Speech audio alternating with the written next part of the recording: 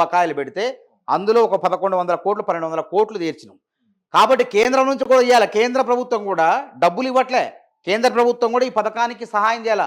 కేంద్ర ప్రభుత్వం ముష్టేసినట్టు 300 కోట్లు వేస్తుంది. అది కూడా ఎట్లా వేస్తుంది? మనం ముందుగా జమ చేస్తే అకౌంట్లో, విద్యార్థుల అకౌంట్లో జమ చేస్తే వేస్తా అంటుంది. కొంచెం జాప్యం జరిగినా డబ్బులు వేయట్లే. మనం 14 లక్షల మంది విద్యార్థులకు ఫీజు రియంబర్స్మెంట్ 2000 కోట్లు ఇస్తున్నాం మనం, 2000 కోట్లు సంవత్సరానికి. కాబట్టి మేము ఏమంటామంటే తప్పకుండా ఇవ్వనని ఎగ్గొట్టట్లే, వాళ్ళని నిరాకరించట్లే, వాళ్ళు చేసే ఉద్యమాలను అగౌరవపరచట్లే. కేంద్ర ప్రభుత్వం మీకు సహకరిస్తుందా? లేదు, సహకరించకపోబట్టే కదా. మరి ఇన్నిసార్లు ఢిల్లీకి ఎందుకు పోతా?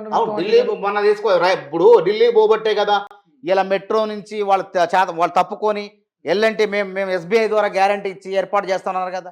రేవంత్ రెడ్డి తిరగబట్టే కదా ఇలా మా మున్సి పునరుజ్జీవనం ప్రాజెక్టులో భాగం గాంధీ సరోవర్ దగ్గర 21 కిలోమీటర్ల ప్రాజెక్టు దగ్గర 83 ఎకరాలను బదలాయించింది మా తెలంగాణ ప్రభుత్వానికి. సైనికుల భూములు బదలాయించింది రేవంత్ రెడ్డి తిరగబట్టే కదా.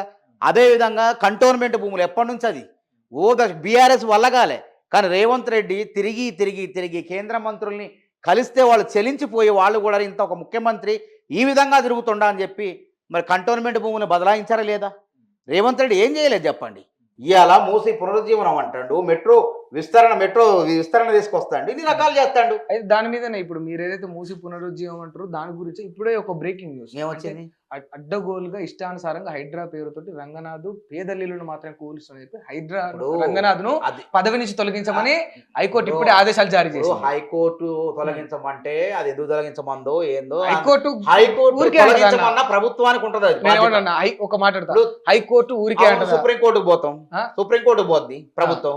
రంగనాథ్ ఉండబట్టే కదా 60,000 కోట్ల అక్రమార్కుల భూములు ప్రభుత్వ పరమైన 63 సార్లు కోర్టు ధిక్కరణ జరిగిందట. అంటే ఎన్ని సార్లు పేదల్లీలు కోర్టు ధిక్కరణ అంటే ఇప్పుడు బతుకమ్మకుంటున్నది 100 సార్లు బతుకమ్మకుంట అప్పుడు పోండి ఇప్పుడు పోండి ఎట్లుంది. ప్రజలందరూ హర్షధ్వానాలు పెడుతున్నారు. ఇలా మణికొండలో ప్రజలు ర్యాలీ నిర్వహించారు. రంగనాథ్కి హైడ్రా చేస్తుంది మంచి పని, ప్రభుత్వ భూములు కాపాడుతుంది, పార్కుల్ని కాపాడుతుందని. కాబట్టి కోర్టుకు పోయినప్పుడు ఎవరో ఇప్పుడు సింగిల్ జడ్జి తీర్పిస్తాడు. సింగిల్ జడ్జి తీర్పిచ్చినంత మాత్రం అది తీర్పు అయిద్దా? తర్వాత బెంచ్ ఉంటుంది, బెంచ్ తర్వాత సుప్రీంకోర్టు ఉంటుంది. సుప్రీంకోర్టు కదా చివరికి చెప్పాల్సింది. ఒక్క జడ్జి తీర్పునే పట్టుకొని మేము విజయం సాధించామంటే గ్రూప్ 1 లో ఏమైంది, గ్రూప్ 1 పరీక్షలో ఏమైంది? సింగిల్ జడ్జి ఏమండు ప్రభుత్వ వాదనలు పరిగణలో తీసుకోకుండా ఏకపక్షంగా అభ్యర్థుల వాదనలు తీసుకొని కొట్టేసిండు, మళ్ళీ పరీక్ష పెట్టమండు. కానీ సిజే నేతృత్వంలో ధర్మాసనం ఏం చేసింది? ఈ ఆరోపణలు వాస్తవాలు లేవు కాబట్టి ఆరోపణలతో పరీక్ష ఆపడం, నియామకాలు ఆపడం కరెక్ట్ కాదు, మీరు ఏమంటే సాక్ష్యాలు చూపించమంటే ఎవడు చూపించలేకపోయాడు. కాబట్టి జడ్జిమెంట్కి తేడా ఉంటుంది. ఈ జడ్జిమెంట్ రాగానే సంబరంగా కాదు, హైడ్రా వల్ల 60,000 కోట్లు ప్రభుత్వ భూములు కాపాడబడ్డాయి, పార్కులు కాపాడబడ్డాయి. మీకు తెలియదా? నష్టపోయిన వాళ్ళు ఇప్పుడు నష్టపోయినట్టు అక్రమంగా కట్టుకొని నష్టపోవడం ఏంటి? అక్రమంగా ఉన్నవాడికి ఎల్ఐసీనే రాదు. నువ్వు యాక్సిడెంట్లో తప్పుడు పద్ధతిలో నువ్వు డ్రైవింగ్ లైసెన్స్ లేకుండా నాకు ఇన్సూరెన్స్ ఉందని డ్రైవింగ్ లైసెన్స్ లేకుండా నడిపితే ఇన్సూరెన్స్ ఇస్తారా? తప్పు నీ దగ్గర ఉంది, దాన్ని ప్రశ్నించు నువ్వు. కాబట్టి రంగనాథ్ చేసే పని 100కు 100 మంచిదే. కాకపోతే మంచి జరిగేటప్పుడు ఈ విధంగా మాట్లాడు. కానీ ఇలా 1,500,000 మందిలో ఒక 2,000 మందికో 1000 మందికో ఇబ్బంది పడుతున్నారు. వాళ్ళు కూడా ఏంది అక్రమంగా ఇల్లు గుడిసెలు వేసుకున్న వాళ్ళు, గుడిసెలు వేసుకోవడం నేరమా కాదా? అక్రమంగా రేకుల షెడ్ వేసుకొని లేకపోతే లేదా పర్మనెంట్ ఇల్లు కట్టుకొని తెలియక కొన్ని చట్టాల పట్ల అవగాహన లేకుండా ఈ విధంగా చేశారు. కాబట్టి హైడ్రా వచ్చిన తర్వాత చెరువు అంటే ఏంది, శకం అంటే ఏంది, ప్రకృతి అంతే, ఎక్కడ ఇల్లు కట్టాలి ఏందని అవగాహన అంతకుముందు ఇదే కదా. బీఆర్ఎస్ అంటే భారత రైల్వే స్టేషన్ కొన్ని వేల చెరువులను కూడిక తీశారు కానీ చెరువులో ఇల్లు కడితే ఎవడు చేయలే. కేసీఆర్ అన్నాడు దిగిపోయే ముందు, మూసీ పైన 14,000 కట్టడాలు అక్రమ కట్టడాలు కూల్చేస్తా, బుల్డోజర్లు పంపిస్తా. ఆ వీడియోలు ఉన్నాయి, చూపించమంటే చూపిస్తా నేను. వాళ్ళు ఉన్నప్పుడు అధికారంలో ఉన్నప్పుడు ఆ విధంగా, అధికారం కోల్పోయిన తర్వాత ఈ విధంగా అదే చేసేవాళ్లే. అప్పుడే కొన్ని కూల్చారు, చేసేవాళ్లే. కాబట్టి చట్టం అనేది అందరికీ సమానమే.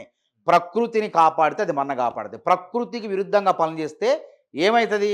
కాళేశ్వరం ఏమైందో కూలేశ్వరంగా మారిపోయింది. హైదరాబాదు భాగ్యనగరం కూడా ఇబ్బందులు పాలు కావాలి. ఇప్పుడు వర్షం వస్తేనే వరద వస్తేనే ఈ 2 సంవత్సరాల నుంచి వరదలు వచ్చినా ఏం కావట్లేదు. ఎందుకంటే హైడ్రా ఎప్పటికప్పుడు ఆ పనులు కూడా చేస్తుంది. ఇప్పుడు వరదలు ఏమైంది, ఎంతమంది చనిపోయారు? అప్పుడు నాలాల్లో కొట్టుకుపోడు, నీళ్లు ఆగిపోడు. ఇలా అక్కడ వర్షం వస్తుందంటే ముందే హైడ్రా పోతుంది. గతంలో చచ్చిపోయినరా? బీఆర్ఎస్ 10 ఏళ్ల కాలంలో చిన్నపిల్లలు ముక్కుపచ్చలాన్న పిల్లలు కూడా నాలాల్లో కొట్టకపోయి చచ్చిపోయారు. ఎందుకు? నాలాల మీద గట్టం వల్ల చెరువులో పోవాల్సిన నీళ్లు రోడ్ల మీద నిల్చుంటున్నాయి, సరస్సుల్లో పోవాల్సిన నీళ్లు రోడ్ల మీద నిల్చుంటాయి. కాబట్టి అక్రమే సుప్రీంకోర్టే చెప్పింది. అసలు అక్రమంగా చెరువు శిఖంలో ఎఫ్టీఎల్ పరిధిలో ఎవరైతే ఫుల్ ట్యాంక్ లెవెల్లో ఇల్లు కడతారో అట్లాంటి వాళ్ళని నోటీస్ ఇవ్వకుండా కూల్చేయమని సుప్రీంకోర్టు చెప్పింది. మరి ఆ కోర్టు చెప్పినప్పుడు ఈ కోర్టులు వినవా? కాబట్టి కోర్టు తీర్పు ఇచ్చిన దాన్ని గౌరవిస్తాం, మళ్ళీ మేము అప్పీల్కి వెళ్తాం.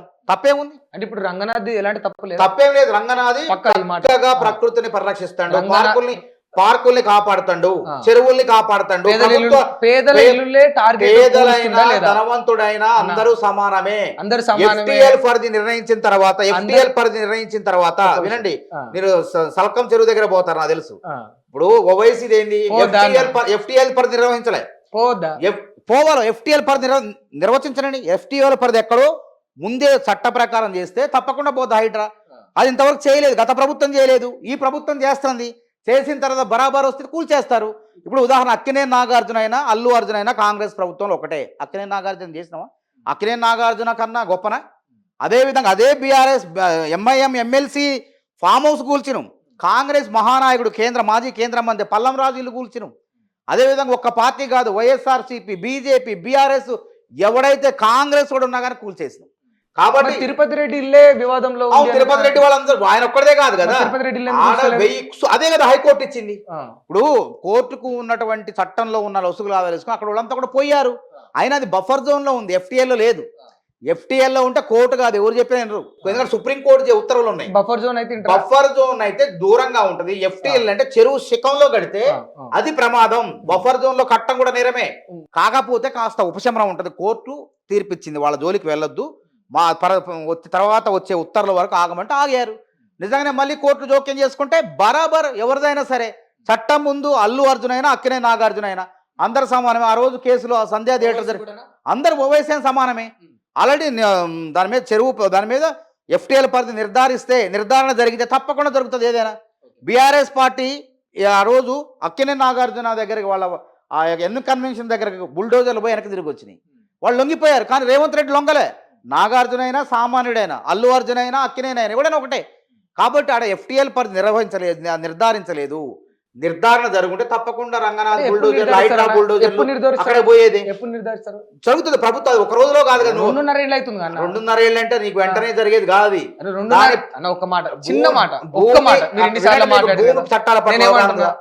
చట్టాల పట్ల మీకు అవగాహన ఉంది కదా. భూమి రికార్డులు, ఆ చెరువు శిఖాలు నిర్ధారించాలంటే ఒక చిన్న రికార్డులు మొత్తం కూడా తిరగదోడాలి, కొంత సమయం పడుతుంది. నా ప్రశ్న దీనికి రిలేటెడ్. తప్పకుండా ఇప్పుడు ఈ 2.5 ఏళ్లలో మీరు ఇన్ని ఇండ్లు రికార్డులకి తీసుకొని ఏదైతే ల్యాండ్ రికార్డ్స్ అన్ని తీసుకొని ఎట్లా కూల్చేసి ల్యాండ్ రికార్డ్ నిర్ధారించడానికి ఎఫ్టీఎల్ బఫర్ జోన్ ను నిర్ధారించి ఎట్లయితే ఇన్ని వేల ఇండ్లు కూల్చారో అది మీరు కన్సిడర్ చేయడానికి